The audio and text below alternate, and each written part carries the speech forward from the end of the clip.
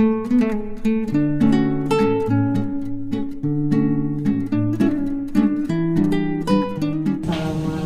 warahmatullahi wabarakatuh.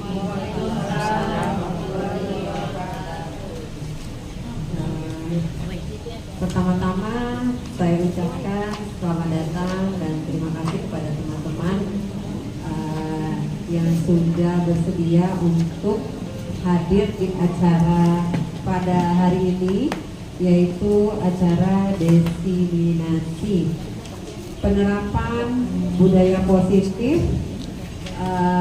Ini adalah tugas saya sebagai calon guru penggerak, ya teman-teman, harus mendiseminasikan ilmu apa yang sudah saya dapatkan.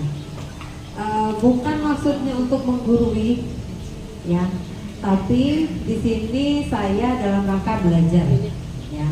Belajar sejatinya itu belajar itu kita 10% belajar dari mendengar, 20% itu belajar dari melihat, 30% belajar dari mendengar dan melihat, 50% belajar dari mempraktekannya, 75% itu belajar dengan mendiskusikannya, serta dalam rangka agar kita bisa belajar mencapai 95% itu dengan membagikannya ke teman-teman. Jadi dalam rangka itu maka saya ingin berbagi tentang penerapan budaya positif. Nah teman-teman, kita sebelum masuk ke lebih lanjut, sekarang kita membuat kesepakatan dulu dalam kegiatan ini. Kesepakatannya kira-kira apa ya teman-teman?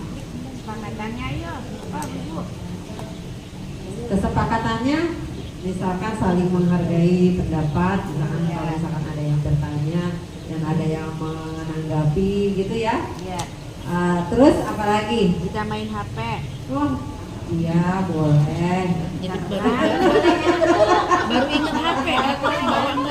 Tidak boleh ngantuk. Oh, bicaranya bergantian. Baik. Selanjutnya, baik, kesepakatannya sudah kita buat ya. Tidak boleh mengantuk katanya ya. Lalu saling menghargai, bergantian bicara. Selanjutnya dilarang main HP katanya ya. Nah, baik. Nah, teman-teman, setelah kesepakatan kita ice breaking dulu. Selanjutnya kita akan ice breaking dulu. Mohon untuk berdiri teman-teman. Mari kita berdiri. Ada substansi nggak bisa, jadi kita pakai ini aja malah. Oh nggak bisa lewat itu. Pakai ini HP aja. Pakai HP aja bisa. HP pakai ini. Pakai ini nggak bisa Bu YouTube-nya. Tadi mana? Pakai HP aja. Pakai YouTube.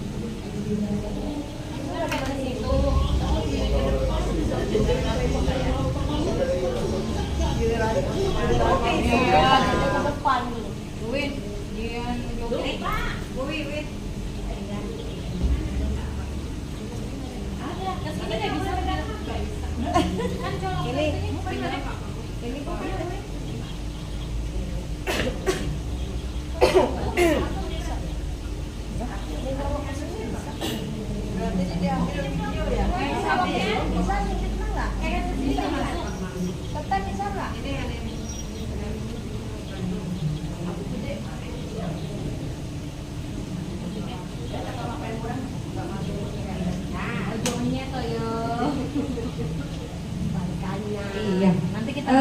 Kita akan ice breaking rasamsa ya. Biar tambah semangat ya teman-teman. Semangat, semangat.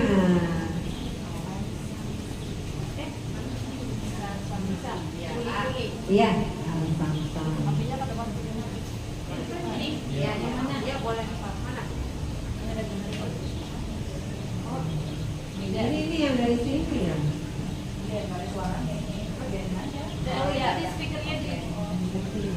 Iya.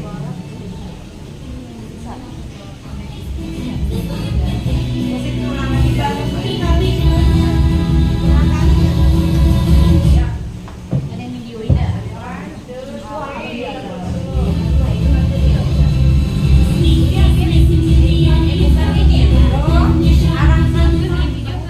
Jangan di situ dong, jangan di itu. Sinian jangan di sini, jangan di tempat duduk. Kan ini empuk lah kalau aku jatuh kan tidak kelihatan nanti disiksa gitu loh. Disiksa. Bukan disasa. Jangan di sini. Sama yang mana? Di bawah semua. Itu ya. Ini tadi kan. Kamu di sini aja. Langsing ya? Oh ini langsing. Mantunya.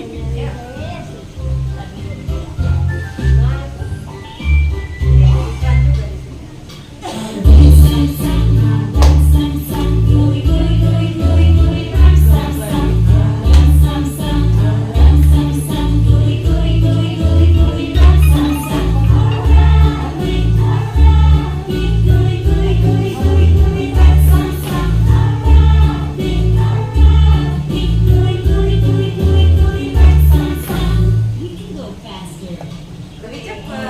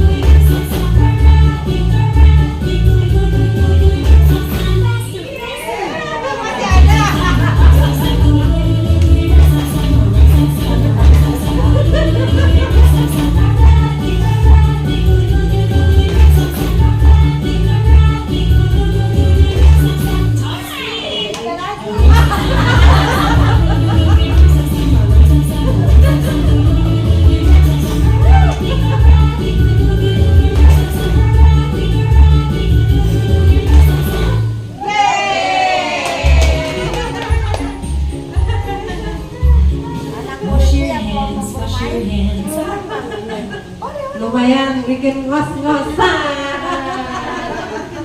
Bikin lah. Nah ulang lagi tuh. Jadi halus. Iya. Tahu kan digaya-gayain.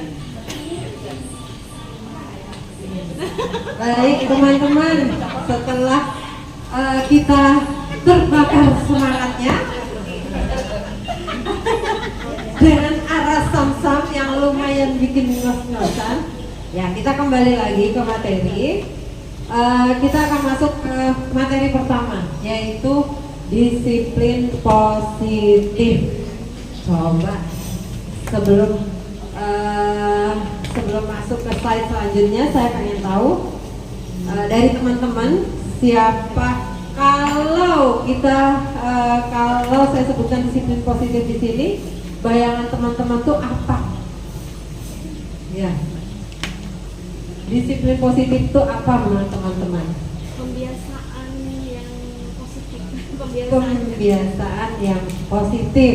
Apa itu pembiasaan yang positif? Seperti cuci tangan gitu ya. Oh, Mengucapkan salam. Salam. Oke, betul. Terus selanjutnya ada lagi? Lalu tepat waktu. Tepat waktu. Iya. Selanjutnya? Iya, betul. Baik, terima kasih teman-teman ya. Ya, semuanya benar sekali. Boleh dilanjut slide-nya? Boleh. Ya. Nah, ini adalah pengertian dari disiplin positif, bahwa disiplin positif itu merupakan langkah awal bagi kita untuk menumbuhkan budaya positif di sekolah, yakni menerapkan disiplin positif. Disiplin positif adalah perilaku disiplin yang motivasinya berasal dari dalam diri siswa, bukan karena hukuman atau hadiah. Jadi dalam kita melakukan misalkan ada peraturan gitu ya, atau keyakinan kelas, nah itu bukan karena nanti kalau tidak melakukan akan dihukum, itu kan ya, menghindari dari hukuman, ataupun aku akan melakukannya nih karena nanti akan dapat hadiah dari bu guru. Nah itu bukan seperti itu, tapi memang budaya itu muncul melalui kesadaran dari si anak itu sendiri. Tidak berlaku buat anak saja, tapi buat kita sebagai pendidik juga seperti itu. Datang tepat waktu misalkan ya, nah itu muncul dari kesadaran kita sendiri. Boleh lanjut slide-nya. Iya.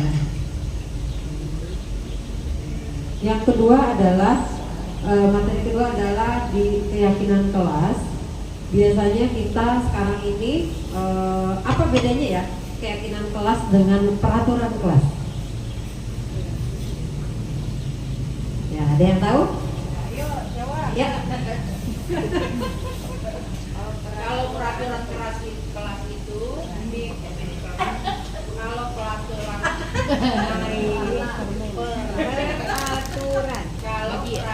kelas itu dibuat oleh sekolah kemudian diterapkan kepada siswa, sementara keyakinan kelas itu ada dibuat bersama-sama antara guru dengan murid gitu ya, jadi dibuat kesepakatan.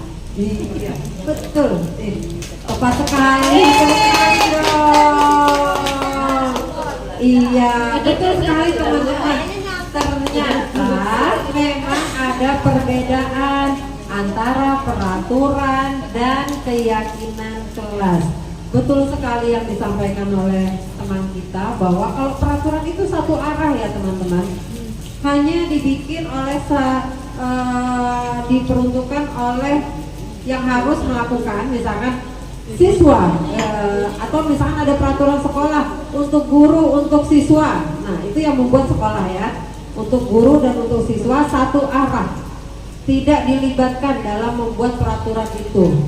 Tapi kalau keyakinan kelas, nah kita biasakan mulai saat ini itu pada awal tahun ajaran baru misalkan kita masuk ke kelas masing-masing, kita sebagai guru di kelas hendaknya membuat kesepakatan nih dengan anak bersama-sama, masukan dari anak-anak kita tampung ya teman-teman. Jangan kita harus seperti ini ya anak-anak, tidak zaman lagi yang seperti itu ya.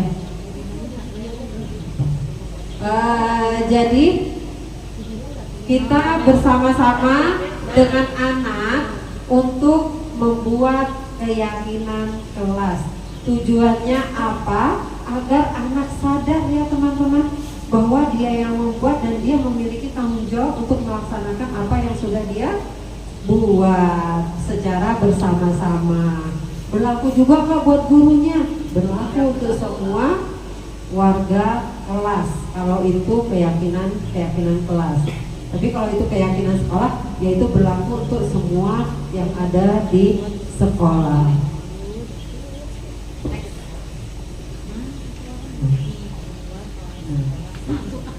Iya, ini pengertian dari keyakinan kelas, nilai-nilai kebaikan atau prinsip yang disepakati bersama. Adapun yang dimaksud yaitu seperangkat aturan kelas yang telah disepakati bersama. Dengan membuat keyakinan kelas, siswa akan lebih bersemangat untuk melaksanakan prinsip atau nilai-nilai yang mereka buat. Misalkan, contohnya apa yuk keyakinan kelas yang biasanya kita lakukan di kelas?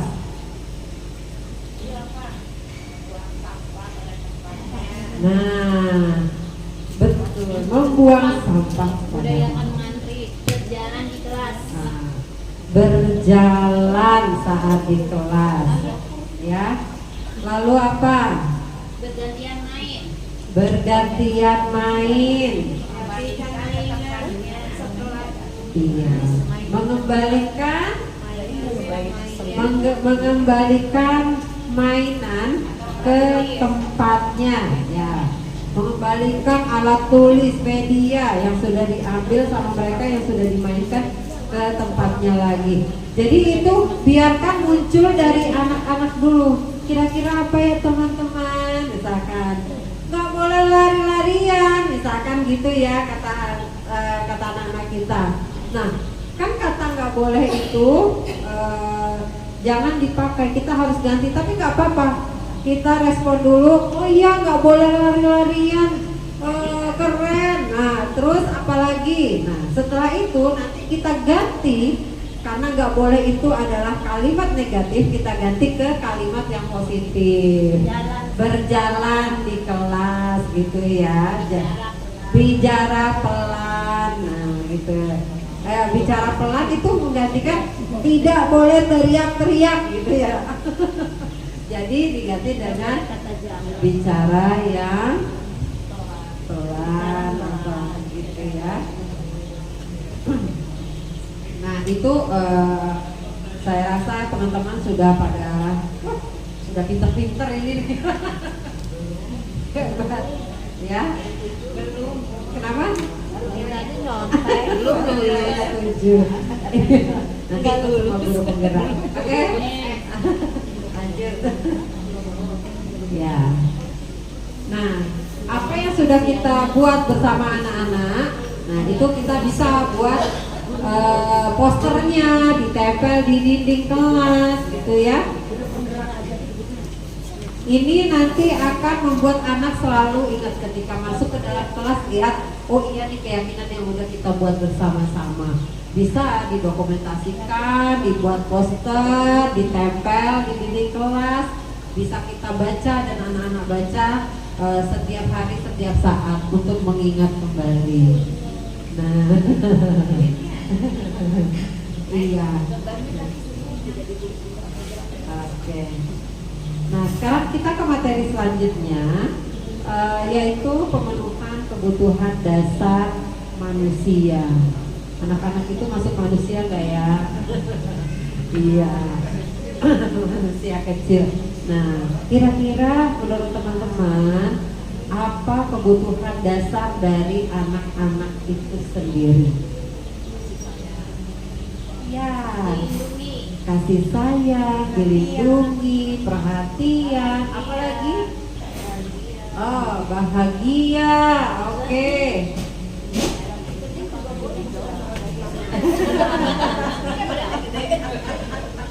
Ya, baik, ternyata teman-teman, anak-anak itu sendiri memiliki kebutuhan yang harus terpenuhi buat dirinya.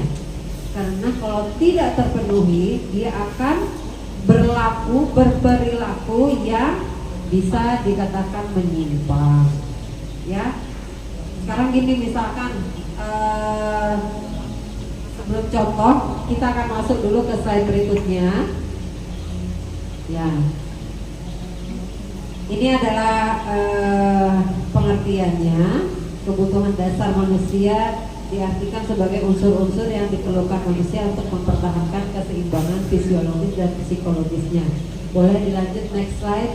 Nah, ini adalah kebutuhan dasar dari, nah ini yang menurut adalah William Glasser, ada 5 kebutuhan dasar manusia, yaitu yang pertama adalah bertahan hidup. Cara bertahan hidup itu gimana ya? Nah, iya, makan ya. Makan, mendapatkan perlindungan, iya, pakaian, itu masuk ke bertahan hidup. Kemudian yang kedua ada kasih sayang atau rasa diterima. Jadi anak-anak itu kebutuhan dasarnya adalah kasih sayang, ya. Itu harus dipenuhi oleh bu guru. Berarti menyayangi anak-anak dengan tulus, ya, dan menerima keberadaannya. Kemudian adalah kesenangan. Tentu saja namanya anak-anak harus dibuat senang, ya. Selanjutnya adalah kebebasan, beri mereka ruang untuk bebas. Dan selanjutnya penguasaan. Apa sih arti penguasaan? Oke, baik kita akan ke contoh aja. Misalkan seperti ini. Kira-kira nih di kelas kita suka menemukan nggak sih anak-anak yang diam di pojokan, nggak mau gabung sama teman-teman? Suka ada nggak yang seperti itu? Iya. Kira-kira kalau kita telisik itu kenapa sih anak tersebut diem aja, tidak main sama temannya? Coba frustasi.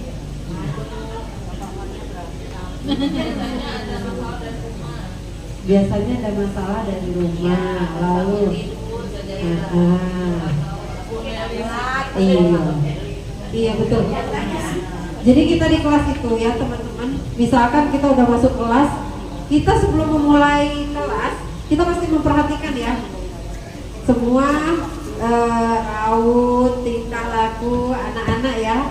Nah sebagai guru kita harus peka nih, kenapa dia itu setelah diperhatikan setiap hari dia selalu menyendiri, tidak bergabung dengan teman-temannya, mungkin dia malu gitu ya, atau nah poin yang ini misalkan rasa diterima oleh temannya, mungkin saja dia malu, dia minder karena dia harus karena dia pemalu, dia harus diajak dulu nih untuk bisa gabung sama mereka. Dia tidak bisa untuk memulai untuk bergabung sendiri. Teman ayo main, dia mungkin belum bisa untuk ngomong seperti itu, tapi dia harus diajak dulu sama teman.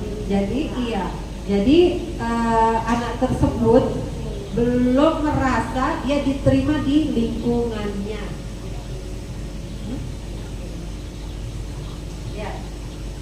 Belum merasa diterima oleh teman-temannya, mungkin bisa jadi seperti itu. Boleh.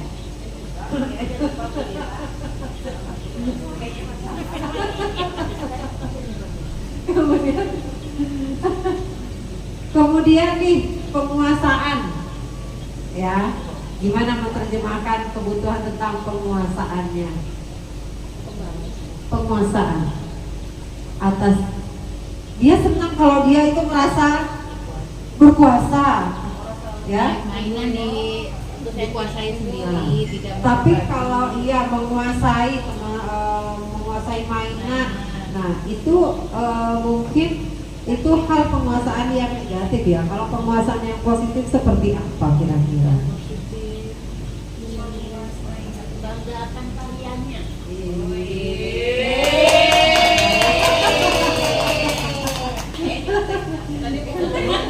Oke, iya Bu Farida, terima kasih. Bisa jawab belum?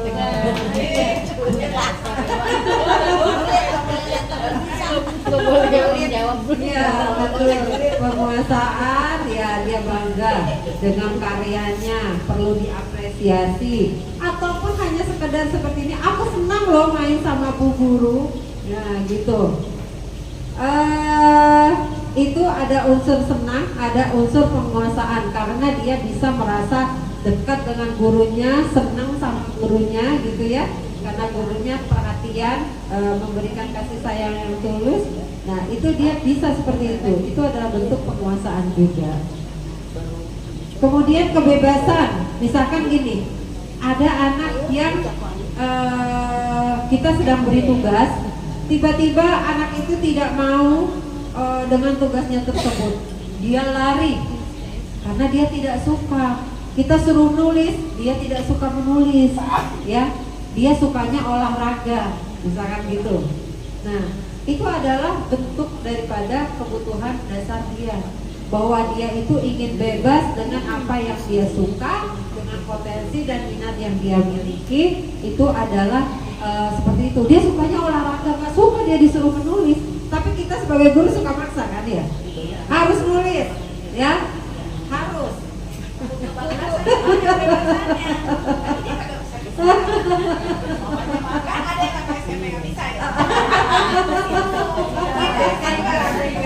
Ya, nah,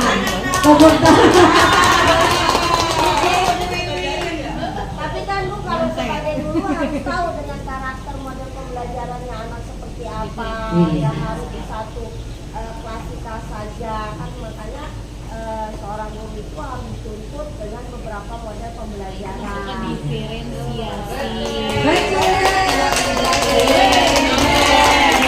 Coba kita tepuk salut.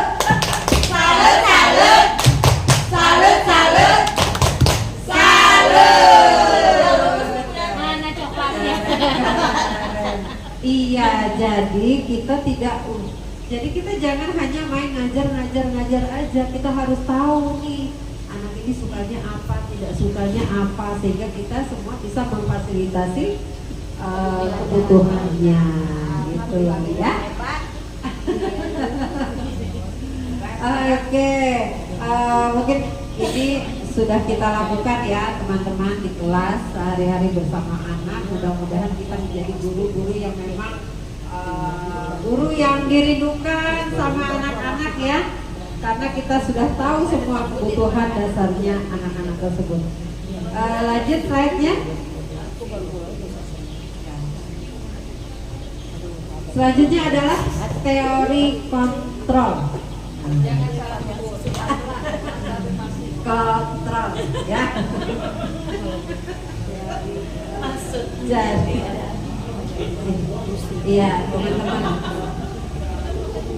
saya biasanya kita nih ya guru-guru mungkin sebelum tahu ilmunya, kita kalau lihat anak yang anggaplah nakal gitu ya, kita suka langsung hukum misalkan gitu ya, oh anak ini nakal, langsung mencap gitu ya. Nah ternyata ada teorinya nih, bagaimana posisi kita saat menghadapi permasalahan dengan anak ya. Ya, nah kita ke pengertiannya dulu. Posisi kontrol adalah dalam menerapkan budaya positif, guru berperan sebagai pemantau perilaku siswa. Guru bertanggung jawab dalam mengarahkan dan menuntun siswa ke jalan yang benar saat melakukan perilaku menyimpang. Ya, ini adalah tanggung jawabnya guru. Berat ya.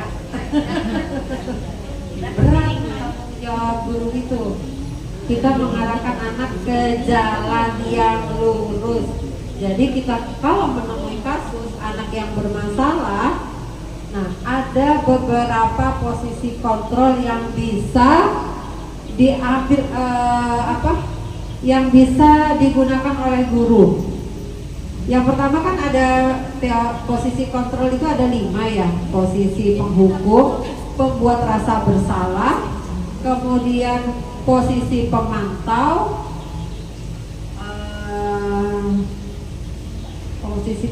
selanjutnya satu lagi apa ya? Yang terakhir itu posisi manajer. Ya, dari kelima jenis posisi itu yang paling direkomendasikan adalah posisi sebagai manajer. Ya, kita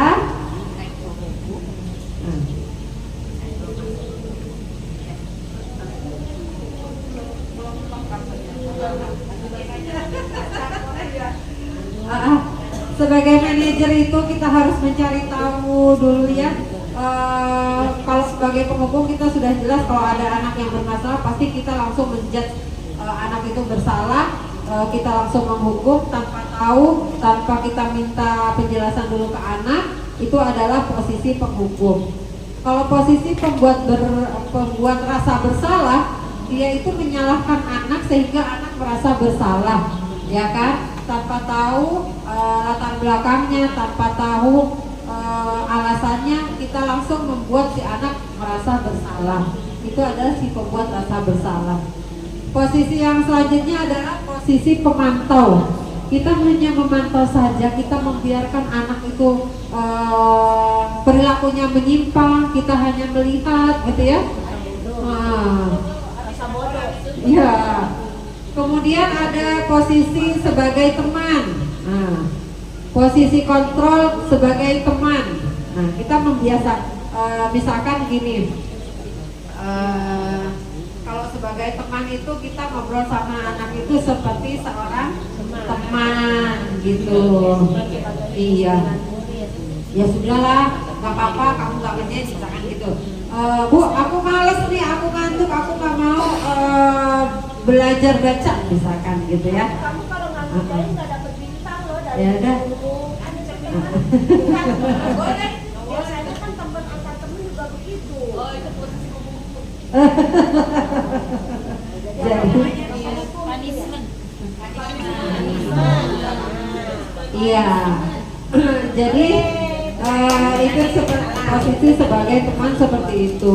Nah, yang paling tepat adalah posisi sebagai manajer. Manajer itu ya kita cari tahu dulu, biarkan anak itu mengemukakan alasannya kenapa dia. Misalkan kamu mukul teman, misalkan kita tanya dulu kenapa dia sampai seperti itu, alasannya apa. Jadi seperti itu ya ke anak. Iya.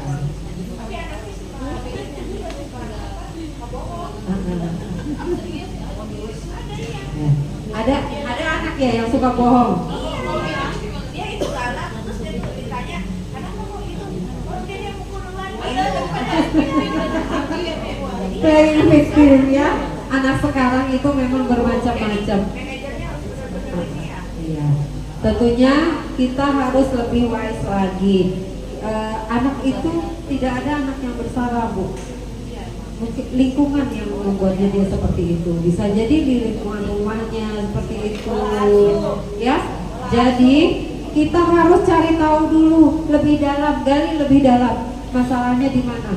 Kalau perlu panggil orang tuanya, ya, atau kita home visit ke sana, itu bisa dilakukan untuk mencari tahu agar kita bisa menyelesaikan permasalahan itu dengan tepat sasaran. Ya, nah seperti itu. orang tuanya dipanggil dia ada beda ibu saya dipanggil ya apa ya Bu? Ya mungkin kalau merasa seperti itu dia orang tuanya dipanggil ke sekolah takut, kemudian merasa malu gitu ya, mungkin kita yang bisa berkunjung home visit ya. Iya.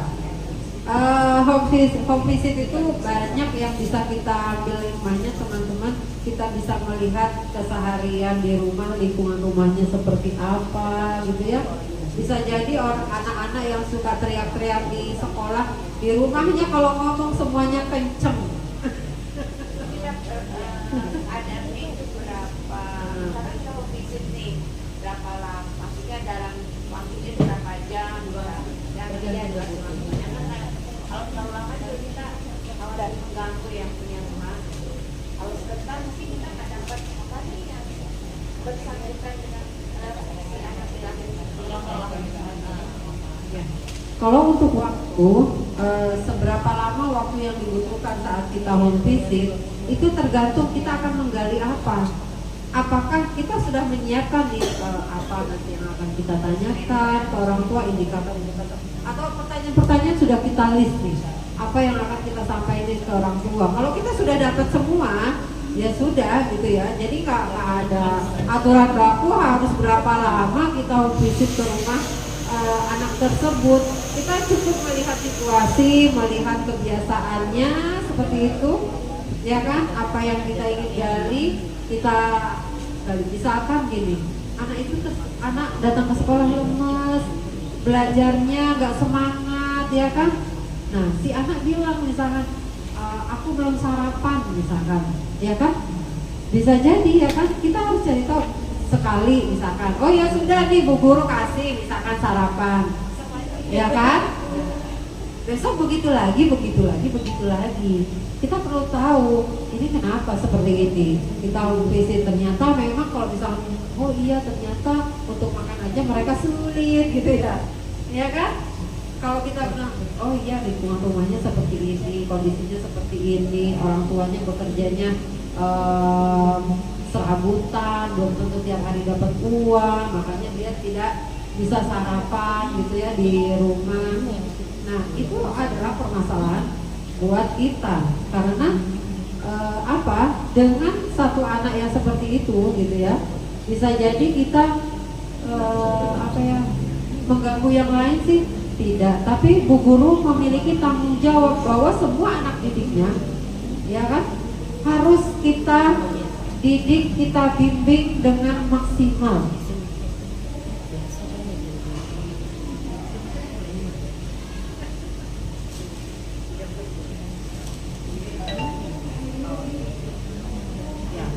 Jadi seperti itu ya.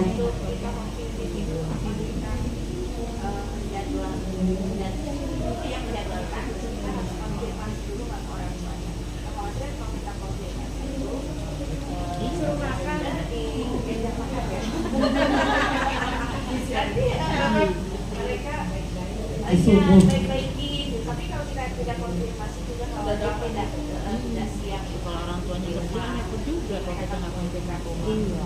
Salah aja ya. Kalau menurut saya ya, nanti kita tanya yang teman-teman yang lain pendapatnya seperti apa, tanggapannya seperti apa. Tapi kalau menurut saya lebih baik kita konfirmasi ke orang tua, minta kesediaannya dia, karena kan tidak semua orang tua ada di rumah saat misalkan jam belajar, misalkan kan bisa jadi mama papanya juga bekerja ya kan, karena banyak ya sekarang yang bapak ibunya bekerja, ada juga yang ibunya tidak bekerja di rumah, mungkin kapan saja bisa kita datangi. Tapi alangkah baiknya konfirmasi kedatangan kita ya. Kita hanya berkunjung mama, tidak kita jangan dulu anaknya bermasalah begini-begini, jangan. Kita hanya melakukan kunjungan saja, jadi seperti itu ya. Konfirmasi nggak apa-apa, jangan tiba-tiba datang kaget mereka. Boleh menambahkan? Iya. Silakan menanggapi Bu Yani. Boleh. Kalau saya sih lebih ini kita punya lembaga. Alangkah baiknya kalau kunjungan fisik home itu menjadi salah satu program sekolah. Jadi ketika sosialisasi kita kasih penjelasan kalau nanti ada program kunjungan home visit. Jadi artinya bukan anak yang bermasalah saja, tapi kita harus menyamaratakan karena itu adalah kebutuhan dasar juga buat anak-anak. Kita juga harus tahu bagaimana pola asuh dari rumah kesehariannya melalui home visit ini.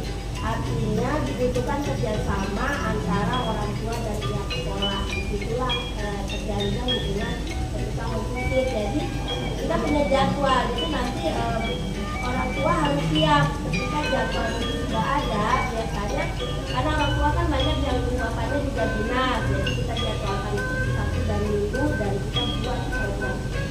Jadi alhamdulillah seperti ini bisa berjalan tanpa adanya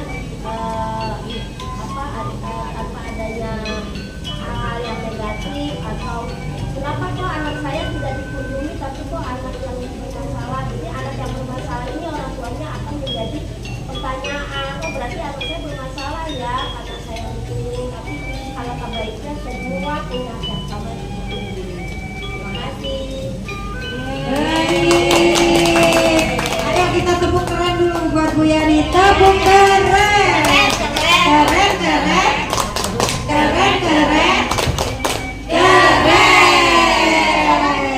Luar biasa. ada yang melakukan si anak-anak itu belajar pindah di rumah anak gitu. Ada yang seperti itu, apakah ini termasuk Beda. Itu belajar di Itu luar tidak kelas. belajar ya. Belajarnya di rumah. Jamnya Jam ke jam ini jam pembelajaran ya. tidak belajar ya. TK. TK ada yang Ada itu pernah kalau itu pandemi ya, apa jadi program ya. Iya, Iya, besok hari naik. Iya, baik.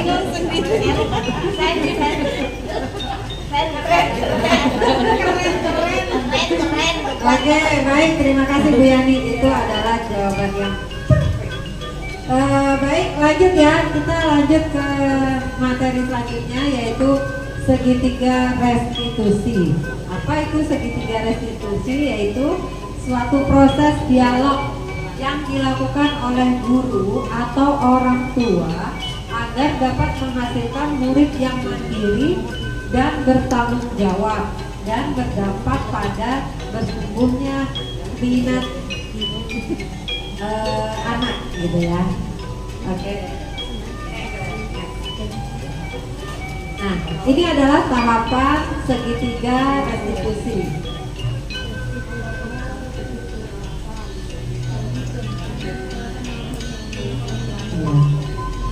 Bentuknya segitiga ya.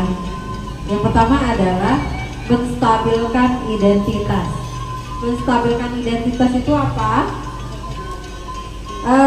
Jika anak berbuat salah, ya kan, kita tanya dulu alasannya.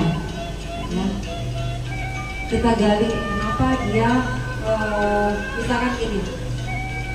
Nah, Bu Dila dengar dari Bu Melan bahwa kamu mukul temennya ya, misalkan gitu. Iya Bu Guru, misalkan gitu. Kenapa? Kamu mukul siapa?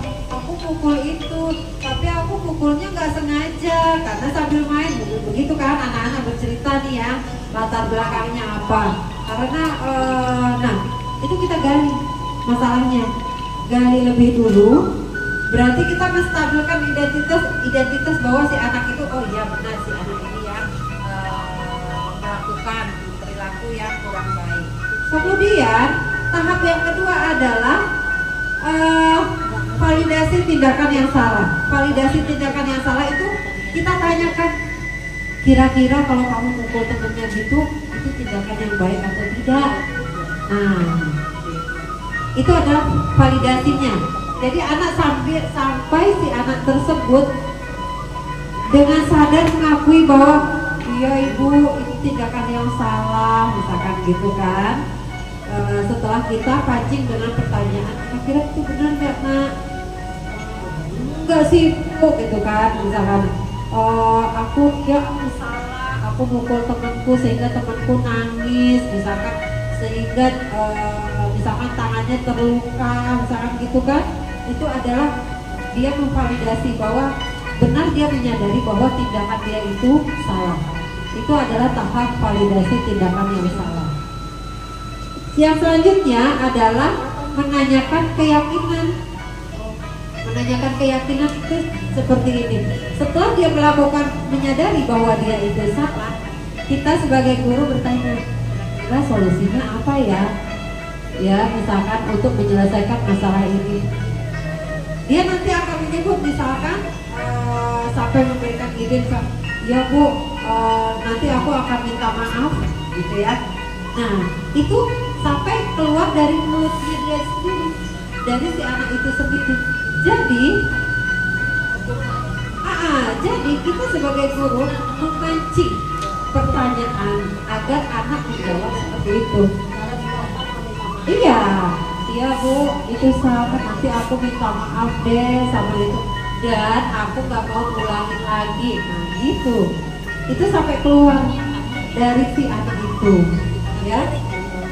Nah itu adalah tahapan segitiga restitusi, dan tahapannya itu memang berulang. Jadi kalau misalkan kita ingin menyelesaikan masalah anak, kita pakai tahapan ini. Mau menyelesaikan masalah dengan orang tua, ini juga bisa digunakan tahapan restitusi ini. Gali dulu, lalu biarkan dia menyadari bahwa itu perbuatan salah, berlaku juga buat orang tua. Kemudian apa solusi yang bisa ditawarkan dari si anak tersebut untuk menyelesaikan permasalahannya dia itu, ya. Jadi itu teman-teman. Apa? Masih ada pertanyaan?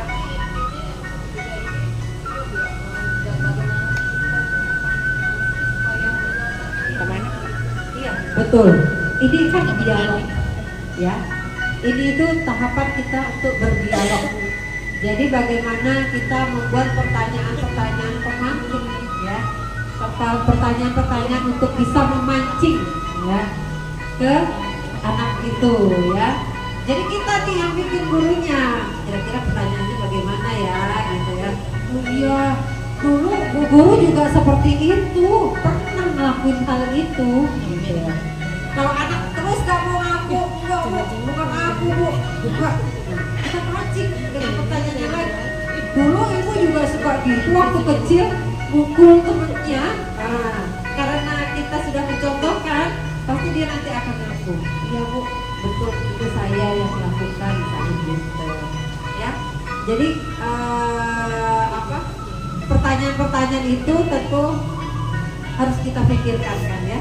Walaupun itu ke anak-anak, kita harus pikirkan bagaimana agar anak itu bisa menerima apa yang kita tanyakan. Mungkin itu teman-teman, terima kasih atas perhatian, atas kerjasamanya, atas teman-teman sudah aktif dalam kegiatan ini sehingga kegiatan ini bisa berjalan dengan lancar. Mudah-mudahan ada hal baik yang bisa diambil sama teman-teman dalam sesi ini. Terima kasih teman-teman, kurang lebihnya mohon maaf. Saya akhiri, wabillahi taufiq wal hidayah. Wassalamualaikum warahmatullahi wabarakatuh.